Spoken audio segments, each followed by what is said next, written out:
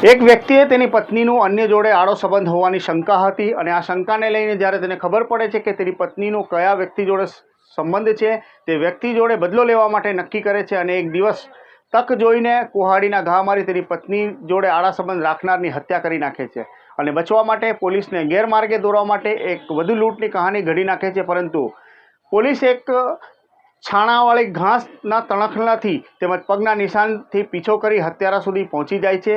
શું છે આખી કહાની જોઈશું આ ક્રાઇમ સ્ટોરીમાં।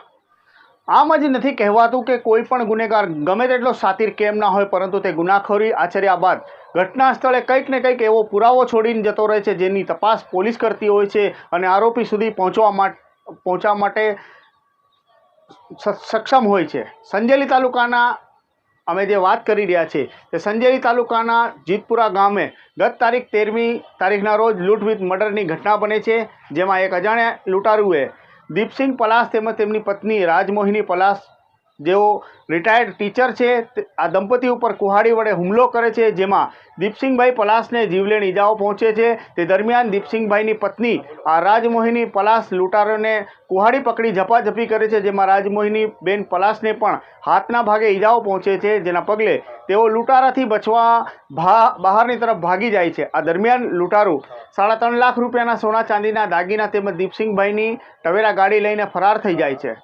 ત્યારબાદ ઈજાગ્રસ્ત દીપસિંહભાઈ પલાસને દાહોદના ઝાયડસ હોસ્પિટલમાં સારવાર દરમિયાન મોત નીપજે છે, પરંતુ સંજેલીમાં થયેલા આ લૂંટ વિથ મર્ડરના હત્યાકાંડને લઈ સનસનાટી ફેલાઈ જાય છે, જેના પગલે આ લૂંટ વિથ મર્ડરનો બનાવ પોલીસ માટે પણ એક પડકાર બની જાય છે। જે બાદ ગુનાની ગંભીરતાને ધ્યાને લઈ દાહોદ એસપી ડૉક્ટર રાજદીપસિંહ ઝાલા તેમજ એલસીબી એસઓજી સહિતની ટીમ ઘટના સ્થળે પહોંચે છે અને એસપીના માર્ગદર્શનમાં પોલીસની 6 જુદી જુદી ટીમો આ ઘટનાની તલસ્પર્શી તપાસમાં જોતરાય છે। દરમિયાન સંજેલી તાલુકાના ડોકી તલાવડી ગામનો અન્ય ઈસમ રમણ ભૂરસિંહ પલાસ સંજેલી પોલીસ સ્ટેશન પહોંચે છે અને તેની સાથે બહારના લોકોએ એટલે કે 12 જેટલા લોકોએ ઘટનાને અંજામ આપી હોવાની રજૂઆત કરી છે। તે પોલીસને જણાવે છે કે 2 ગાડીઓમાં આવેલા 12 જેટલા લૂંટારો તેના મોઢે ગોદડું મૂકી તેના જોડે માર મારી તેના ખિસ્સામાંથી 2,10,000 રૂપિયા જેટલી રકમ લઈને જતા રહે છે, પાણી પણ નાખીને જતા રહે છે। તેમાં એક સફેદ કલરની ગાડી લઈને આવ્યા હતા તેવી એક કેફિયત રજૂ કરે છે।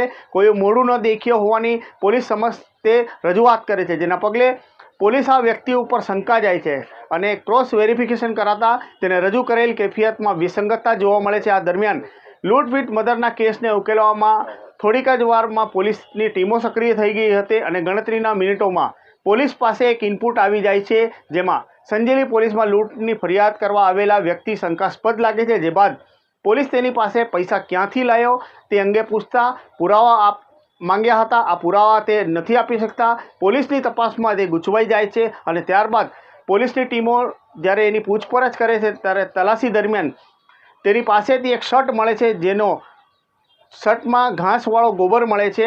દરમિયાન આ લૂંટ વિથ મર્ડરમાં લૂંટારૂ મરણ જનાર દીપસિંહભાઈની જે ટવેરા ગાડી લૂંટીને જાય છે, આ ટવેરા ગાડી 4 કિલોમીટર દૂર નેનકી ગામે મળી આવે છે, જેમાં ડ્રાઇવિંગ સીટ ઉપર ઘાસવાળો ગોબર મળે છે। આ ટવેરા ગાડીમાંથી ઘાસવાળો ગોબર અને શંકાસ્પદ રમણ પલાસની શર્ટમાં લાગેલો ઘાસવાળો ગોબર મેચ કરવામાં આવે છે। જે બાદ આ મેચ થઈ જાય છે, સાથે સાથે મરણ જનાર દીપસિંહભાઈના ઘરે એક ફૂટપ્રિન્ટ એટલે કે પગના નિશાન પોલીસને મળે છે। જે ફૂટમાર્કને જે એફએસએલની ટીમ હોય છે, સાથે સાથે ફૂટપ્રિન્ટ એક્સપર્ટની જે ટીમ હોય છે, આ રમણ પલાસના ફૂટમાર્ક જોડે મેચ કરે છે, જે 60% મેચ થઈ જાય છે। ત્યારબાદ પોલીસ આ શંકાસ્પદ રમણ પલાસની ઘનિષ્ઠ પૂછપરછ હાથ ધરે છે।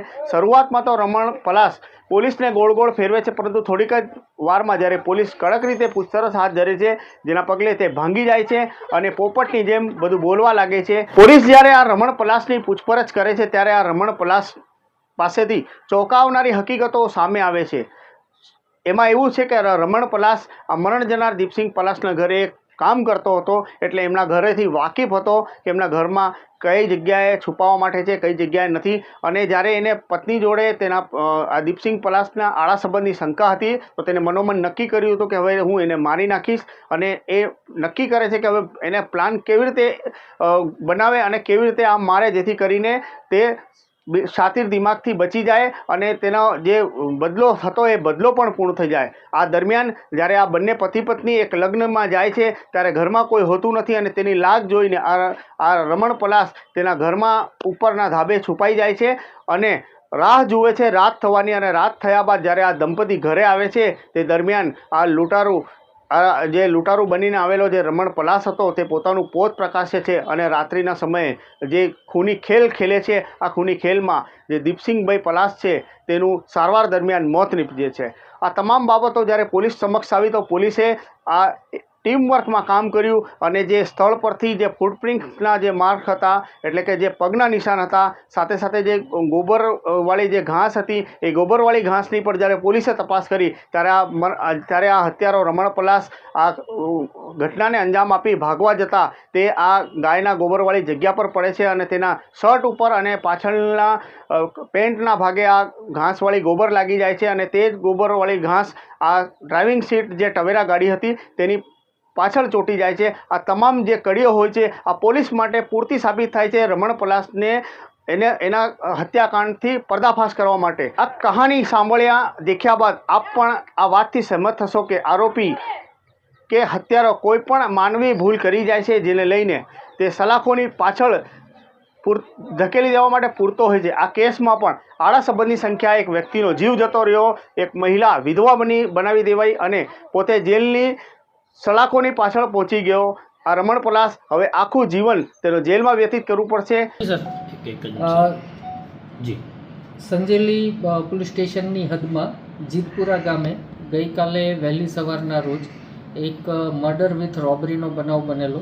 બનાવની હકીકત એવી હતી કે દીપસિંહ માનસિંહ પલાસ, જેઓ પોતે નિવૃત્ત શિક્ષક છે, તેઓ તેમના પત્ની સાથે સૂતા હતા ત્યારે એક અજાણ્યો ઈસમ એમના રૂમમાં ઘૂસી અને સીધો કુહાડીથી એમના ઉપર હુમલો કરવા લાગે છે. ત્યારબાદ તેમના પત્ની, જે આ ગુનાના ફરિયાદી છે, તેઓ એને કુહાડી પકડી લે છે. આરોપી અને જે ફરિયાદી છે બેન, એ બંને ઝપાઝપી કરતાં નીચે પહોંચે છે દાદરા ઉપરથી અને આરોપી એમને ઘરની ચાવીઓ માંગે છે. જણાવે છે કે ચાવીઓ ઉપરના રૂમમાં જ છે. એ ચાવી લેવા જાય એ દરમિયાન લાભ લઈ અને ફરિયાદી બેન ત્યાંથી નાસી છૂટે છે.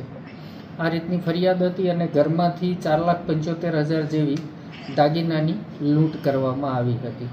આ બનાવ અનુસંધાને ડીવાયએસપી જાલોદ પટેલ સાહેબના માર્ગદર્શન હેઠળ 6 ટીમો બનાવેલી, 2 LCBની, 1 SOGની અને 3 અન્ય PSIની. આમ 6 ટીમો અલગ અલગ technical analysis, CCTV analysis, human intelligence, મરણ જનારનો ઇતિહાસ અને આજુબાજુના આ પ્રકારની ગુનાહિત પ્રવૃત્તિમાં સંડોવાયેલા લોકોની ચકાસણી કરવા માટે. મીનવાઇલ રમણભાઈ પુરસિંહભાઈ પલાસનાઓ સંજેલી પોલીસ સ્ટેશન આવીને જાહેરાત કરે છે કે તેમને ત્યાં પણ એ જ સવારના લૂંટ થઈ છે.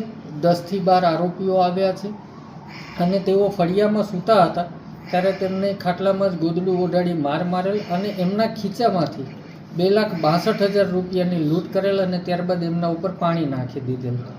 આવી રજૂઆત કરતાં રજૂઆત જ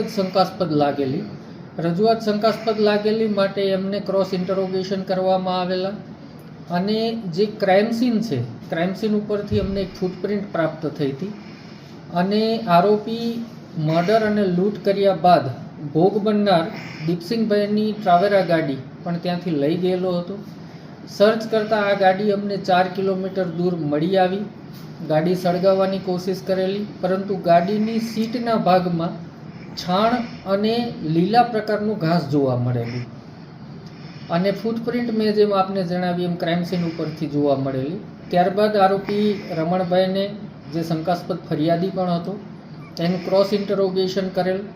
એમની ફૂટપ્રિન્ટ અને જે ક્રાઇમ સીન ઉપરથી મળેલી એ ફૂટપ્રિન્ટ મેચ કરાવતા 60%થી વધારે મેચ થવા પામેલી અને એમના ઘરે સર્ચ કરતાં એ શર્ટ મળી આવ્યો, જે શર્ટમાં સમાન પ્રકારનું ઘાસ અને ગોબર લાગેલું હતું અને તેમણે જે જણાવ્યું કે 2,62,000 રૂપિયા મારા ગયા, તો એ પૈસા ક્યાંથી આવ્યા એ પૂછતાછમાં તેઓ ખોટું બોલતા એવું પ્રસ્થાપિત થયેલું. આમ ક્રોસ ઇન્ટરોગેશનમાં રમણભાઈ તૂટી પડેલ અને તેણે જણાવેલું કે આ લૂંટ એમણે ઊભી કરેલી હતી. એમનો મૂળભૂત ઈરાદો દીપસિંહનું મર્ડર કરવાનો હતો. એમના પોતાના પત્ની સાથે આડા સંબંધો હોવાની એમને આશંકા હતી. એ આશંકા માટે થઈ અને એમણે આ ખૂન કરેલું. ખૂન કર્યા બાદ જે ચાવીઓ મળી, ચાવીઓથી એમણે ઘરેણાં કાઢી લીધેલા અને ઘરેણાં કાઢી અને ગાડી પણ એટલા માટે લઈ ગયેલા જેથી પોલીસને ગેરમાર્ગે દોરી શકે કે ખરેખર લૂંટ થઈ હતી અને લૂંટારુઓ ગાડી છોડી અને અન્ય જગ્યાએ ભાગી ગયા છે. આમાં ગુનાનો ભેદ 6 ટીમો દ્વારા ડીવાયએસપીના લીડરશિપ હેઠળ માત્ર 10 કલાકમાં ઉકેલાવા પામેલ છે અને તમામ ઘરેણાં, ગુનામાં વપરાયેલ કુહાડી અને ગુના સમયે આરોપીએ પહેરેલા કપડાં આ તમામ વસ્તુઓ બરામદ કરવામાં આવી છે. દાહોદ લાઈવ આપને પણ અપીલ કરે છે કે ગુનાખોરીથી બચો, નાની નાની વાતમાં ગુસ્સે ન થાવ. સંવાદ એક રસ્તો છે. કોઈ પરેશાની હોય અથવા કોઈ અગવડતા પડતી હોય તો પોલીસ તંત્ર અને ન્યાયતંત્ર આપની સેવામાં ઉપસ્થિત છે. વાત કરો, સંવાદ કરો, જેથી કરીને આપ આવી ગુનાખોરીથી બચી શકો છો. દાહોદ લાઈવ માટે ધન્યવાદ.